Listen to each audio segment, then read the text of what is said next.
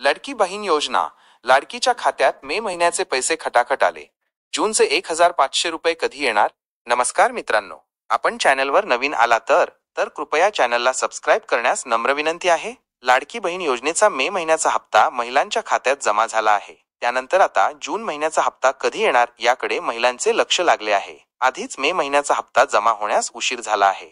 दरम्यान त्यानंतर जूनच्या हप्त्याची महिला आतुरतेने वाट पाहत आहे. आता एवढ्यात तरी जूनच्या हप्त्याबाबत काही घोषणा होईल असं वाटत नाही. जूनचा हप्ता कधी येणार? लाडकी बहीण योजनेचा जून महिन्याचा हप्ता कधी येणार याकडे महिलांचे डोळे लागले आहे.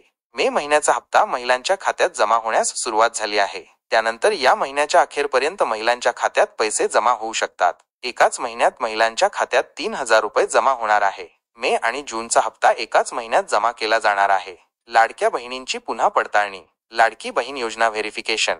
लाडकी बहीण योजनेत महिलांच्या अर्जांची पुन्हा पडताळणी केली जात आहे. अनेक महिलांना निकषांबाहेर जाऊन लाडकी बहीण योजनेचा लाभ घेतला आहे. यातील काही महिला सरकारी कर्मचारी आहेत, तर काही महिलांनी नमो शेतकरी योजनेचाही लाभ घेतला आहे. नमो शेतकरी योजनेच्या लाभार्थ्यांना फक्त 500 रुपये मिळणार आहे. याचसोबत अनेक महिलांच्या घरात 4 चाकी वाहन देखील आहे, तरीही या महिलांनी योजनेचा लाभ घेतला आहे. त्यासाठीच महिलांच्या अर्जांची पडताळणी केली जात आहे. सरकारला घरचा आहेर. एकीकडे लाडकी बहीण योजनेसाठी निधी जमवताना राज्य सरकारची चांगलीच दमछाक होत आहे, तर दुसरीकडे आता सरकारमधील आमदारांनीच या योजनेच्या विरोधात भूमिका घेतल्याचं दिसून आलं.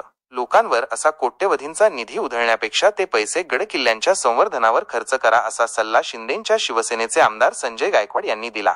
ते रायगडवर माध्यमांशी बोलत होते. आमदार संजय गायकवाडांनी राज्य सरकारच्या लाडकी बहीण योजनेवर टीका केली. लाडक्या बहिणींना 1.25 लाख कोटी दिले, तसा निधी देऊन शिवाजी महाराजांच्या किल्ल्यांचंही संवर्धनही करा असं संजय गायकवाड म्हणाले. काय म्हणाले संजय गायकवाड? आमदार संजय गायकवाड म्हणाले की 352व्या शिवराज्याभिषेक सोहळ्याच्या साक्षीदार होण्याकरिता मी या ठिकाणी आलो आहे. शिवरायांची भक्ती आणि कीर्ती ही ओसांडून वाहत आहेत. राजेंची कीर्ती जगात पसरलेली आहे. रायरीचा डोंगर राजेंनी किल्ले रायगडसाठी निवडला. या ठिकाणी 350 इमारती असलेला किल्ला कमी कालावधीत उभारला गेला. छत्रपती शिवाजी महाराज, छत्रपती संभाजी महाराज, छत्रपती राजाराम महाराज यांना जर का दीर्घायुष्य लाभलं असतं तर देशात निजाम, मुघल, पोर्तुगीज, कुतुबशहा हे कोणीच शिल्लक राहिले नसते. मराठ्यांनी पराक्रम करून संपूर्ण भारतभूमी 1750 पर्यंत मोघलरहित केली. किल्ल्यावर येणाऱ्या तरुणांना आमदार गायकवाड यांनी सल्ला दिला. ते म्हणाले की खऱ्या शिवभक्तांना शिस्त सांगण्याची गरज नाही. गड किल्ल्यावर आपल्या प्रेमिकेचं नाव आणि इतर विटंबना करणाऱ्या तरुणांनी तसं करू नये.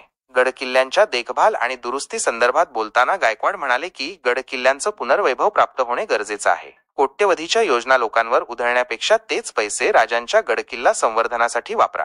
छत्रपती शिवाजी महाराज यांनी ज्या लाखो करोडो महिलांची अब्रू कुंकू वाचवल, त्या राजांचे किल्ले कधी तुम्ही सलामत ठेवणार असा प्रश्न संजय गायकवाड यांनी सरकारला विचारला. शिवरायांचे किल्ले